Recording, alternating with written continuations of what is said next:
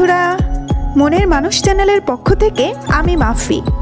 আমাদের চ্যানেলে নতুন নতুন গল্প শুনতে হলে আমাদের চ্যানেলটি সাবস্ক্রাইব করে সাথেই থাকুন। আর লাইক, কমেন্ট ও শেয়ার করতে মোটেও ভুলবেন না কিন্তু। ধন্যবাদ সবাইকে। এ কি আসিফ, তুমি ঘামছো কেন? তাও তুমি খালি গায়ে আছো, জাস্ট একটা টু কোয়ার্টার পরে আছো, এরপরও ঘামছো? নুসরাতের কথায় আসিফ থতমত খেয়ে বলল, ঘামছি আমি? হ্যাঁ, তুমি ঘামছো। এই দেখো তোমার কপালে ঘাম জমা হয়েছে। কই না তো, এমনিতেই হয়তোবা আজ গরমও পড়েছে যা, দেখেছো? সব কিছু ঠিক আছে তো আসিফ? তোমার কিছু হয়নি তো? আরে বোকা বাবুটা আমার, হাই লাভ ইউ, আমার কিচ্ছু হবে কেন? এই বলে আসিফ নুসরাতকে তার বুকে জড়িয়ে ধরল। আসিফ খালি বুকে নুসরাতের কোমল গাল গিয়ে ঠেকল। নুসরাতের চুল থেকে অনেক সুন্দর ঘ্রাণ ভেসে আসছে। আসিফ নুসরাতকে কিছুটা শক্ত করে জড়িয়ে ধরল। নুসরাত ও আসিফের বুক গভীরে হারিয়ে গেল। এদিকে আসিফ চিন্তায় বেভর। যদি এখনো অবন্তী বাসায় থাকতো, যাক বাঁচা গেল। এই কিছুক্ষণ আগেই অবন্তীর মা কল করে অবন্তী চলে গিয়েছে, না হলে আজ এক বিশাল লঙ্কাকাণ্ড ঘটে যেত এই ভর দুপুরে। এদিকে অবন্তী বাসায় ঢুকতেই দেখলো তার বড় বোন রেশমি ডাইনিং টেবিলে বসা। রেশমিকে দেখে অবন্তী অবাক হলো, বলল, তুমি এখন না বলে? হ্যাঁ, আজকে তোকে কোণে দেখানো হবে। মানে তুমি কি আমার সাথে মজা করছো আপু? অবন্তীর মা রান্নাঘর থেকে হাঁক দিয়ে বললেন, মজা টজা বুঝি না, যা বলার রেশমি বলে দিয়েছে।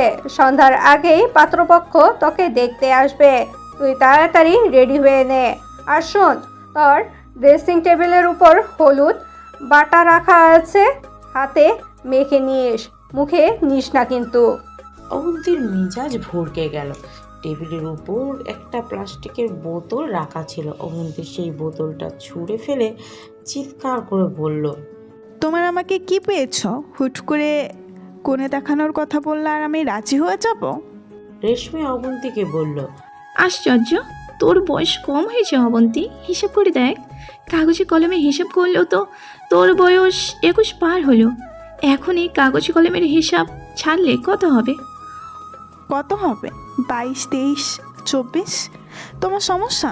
আমার লাইফ, আমার বয়স, আমার চয়েস, আমার ইচ্ছা, এখানে তোমার কোনো প্রবলেম আছে? রেশমি মাকে ডেকে বলল, ও মা, দেখেছো তোমার মেয়ে আমার সাথে কিভাবে কথা বলছে?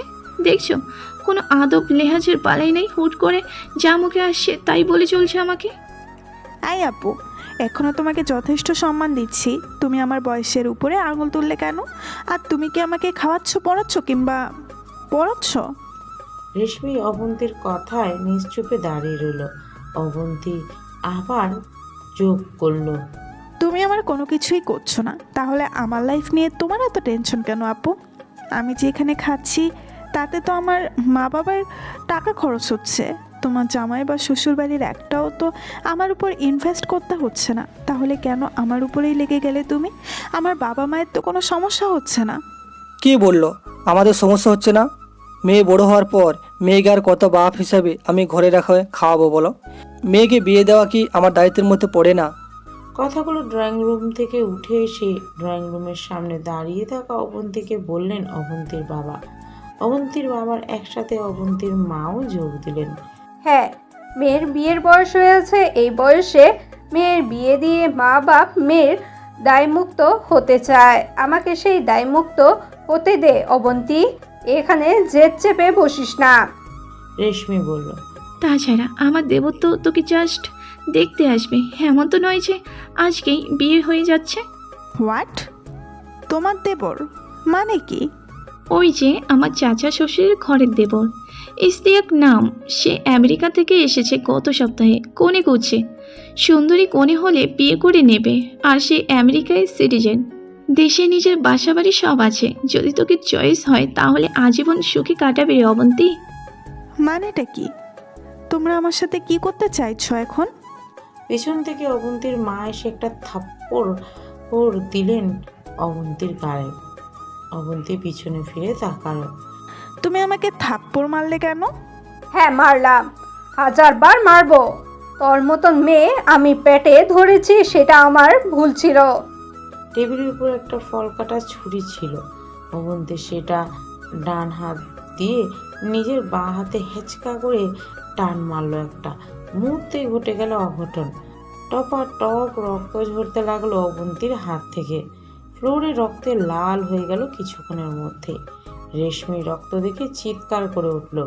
অবন্তী মাথা ঘুরিয়ে মাটিতে পড়ে গেল। অবন্তীর মা ধরতে গেলে অবন্তী বলে ওঠে, আমাকে ধরবা না কেউ, আমি নিজেকে শেষ করে দিব। তুমি মা হয়ে এভাবে আমাকে বলছো যে আমি তোমার বোঝা? জগতের কোনো মা এভাবে মেয়েকে বলতে পারে? কিছুক্ষণের জন্য সবাই নিশ্চুপ হয়ে গেল। রেশমি শেভরন আর তুলা এনে অবন্তীর হাত মুছে দিতে চাইল। অবন্তী হাত সরিয়ে নিল। মা বললেন, দেখ মা, পাগলামি করিস না, দেখ কত রক্ত ঝরছে। এখন যদি ব্যান্ডেজ না করাস তাহলে সমস্যা হবে তো। না, সমস্যা হবে না। আমি যদি মরে যাই তাহলেই তোমরা মুক্তি পাবে, আর আমি নিজে মরে গিয়ে তোমাদেরকে মুক্তি দিব, বলে দিলাম। কথা বলা বন্ধ করবি? রাগান্বিত কণ্ঠে বলল রেশমি। তারপর জোর করে হাত টেনে নিয়ে স্যাভলন দিয়ে প্রথমে জায়গাটা পরিষ্কার করলো। হাতের কবজিতে বেশ খানিকটা কেটে গিয়েছে, আর একটু হলে রগ কেটে অঘটন ঘটে যেতে পারত।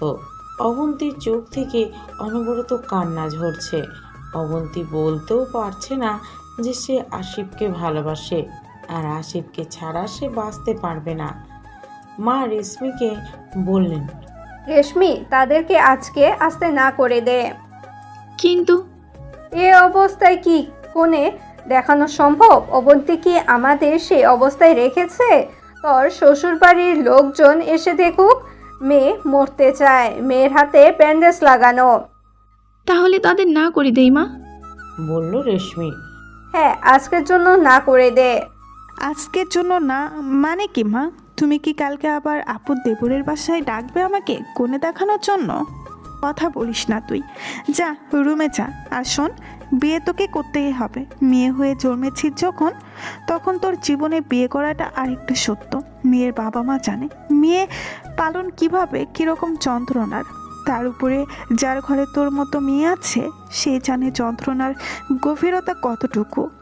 অবন্তী তার রুমে ঢুকে দরজা লাগিয়ে দিল। রেশমি মাকে বলল, এখন আবার বকা দিলে কেন? যদি উল্টাপাল্টা কোনো কিছু করে বসে তখন? যদি সুইসাইড করতে চাই তখন? তুই আর অবন্তী আমার মেয়ে না। তোদের দৌড় কতটুকু সেটা আমি জানি।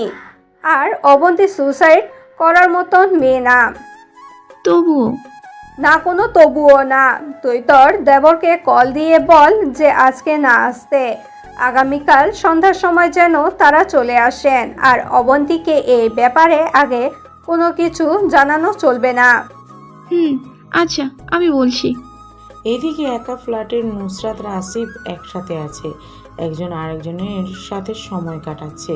অন্যদিকে অবন্তী তার ঘরের দরজা বন্ধ করে বিছানায় শুয়ে কান্না করছে। নিজের অজান্তেই মনকে না করছে বিয়ে যাতে না হয়। অবন্তী আসিফকে ছাড়া বাঁচবে না। অবন্তীর ভালোবাসায় কোনো ছলনা নেই, মিথ্যে অভিনয় নেই। অন্যদিকে নুসরাতও তার সরল মনে দেহ মন সব দিয়েছে আসিফের কাছে সঁপে। নুসরাত জানে, বিশ্বাস করে আসিফ তাকে ভালোবাসে। আসিফ নুসরাতকে বিয়ের প্রতিশ্রুতি দিয়েছে। অন্যদিকে অবন্তীকেও আসিফ বিয়ের করার প্রতিশ্রুতি দিয়েছে। দুজন দুই দিকে ভালোবাসার মানুষের সাথে পরিণয় হওয়া স্বপ্নে বিভোর। কিছুক্ষণ পর রেশমি দরজায় টোকা দিল, বলল, অবন্তী, বোন আমার, দরজাটা খোল। বাইরে থেকে এসে কিছুই তো খেলি না। অবন্তী দরজা খুলল। কান্না করতে করতে অবন্তীর চোখ মুখ ফুলে গেছে। অবন্তী রেশমিকে জড়িয়ে ধরে হাউমাউ করে বাচ্চাদের মতো কান্না করলো। অবন্তী রেশমিকে বলল, কান্না করছিস কেন? এখানে কান্নার কি আছে? বিয়ে তো করতেই হবে, তাই না?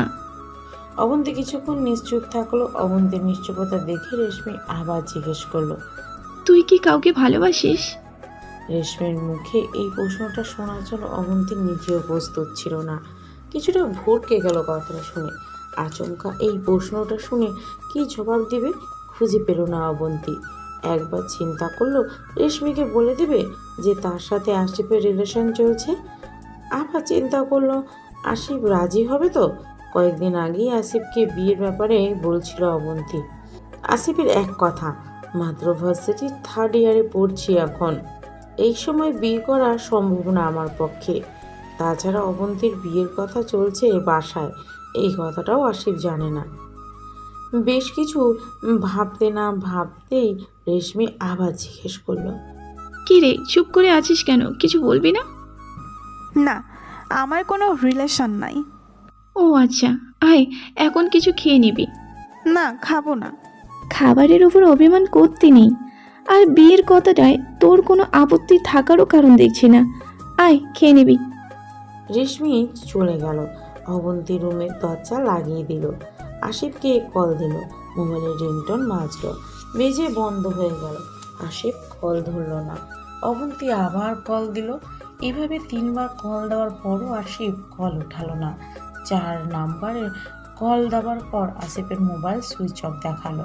অবন্তী কিছুটা চিন্তায় পড়ে গেল। 3বার কল হওয়ার পর 4 নম্বর বার সুইচ অফ দেখালো।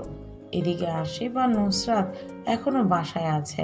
অবন্তীর কল এসেছে দেখে মোবাইল প্রথমে সাইলেন্ট করলো, শেষে এরোপ্লেন মোড অন করে রেখে দেয়। প্রথমবার অবন্তী কল এসে ঢুকলে নুসরাত জিজ্ঞেস করলো,